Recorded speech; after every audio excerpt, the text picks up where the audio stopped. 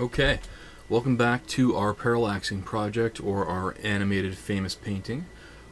So what I decided to do was Vincent van Gogh's The Potato Eaters, and to do that, I basically went on the web and searched for different famous paintings, and also made sure that I had an artist that had a distinct signature that I could use for this project, which we'll talk about later on. So what I'm going to be doing for this first part of the tutorial is figuring out the different layers or planes of my image in which I'm going to animate. And so if we look at this right now, we have the girl in the foreground, and we have sort of a mid-ground of a woman pouring coffee and a guy looking really sad off in the distance while he's chopping some potatoes up. Then we have the two figures behind them.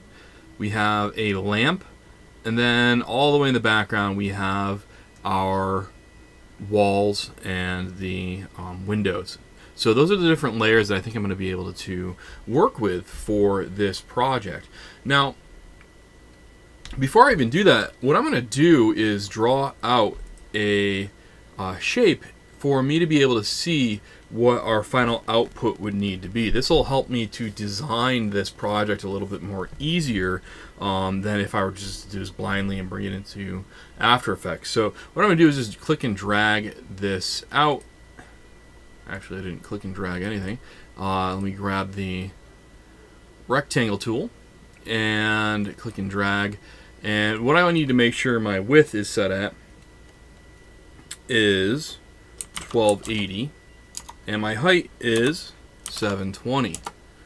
Okay, that is the scale of my After Effects video. So what this is helping me do is just figure out framing, because I'm going to need to zoom in and zoom out with this.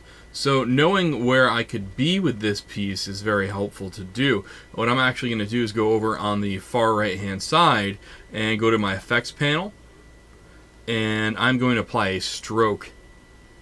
I'll make sure it's white, and let's say it's on the outside. Hit OK, and well, that's not helpful yet. What I'm going to do is turn the fill all the way down. So now I just have this framing. So what I could do here is feasibly think about maybe the composition starting at maybe this zoom level, and then as we are viewing this, I zoom out from there. But it's always good to be cognizant of where the camera is going to start and where it's going to finish. So this looks pretty good, and it also ensures that my image is of enough resolution that I can actually work with it. If I were to be working at maybe a 640 by 480, this would pixelate and it would look like garbage when I scaled it. So it's always important to make sure we're working with high-res imagery here. That way we have the greatest quality when we're porting this over to After Effects. Okay, I'm going to delete this. I don't actually need that. I'm just making sure that that was going to work for me.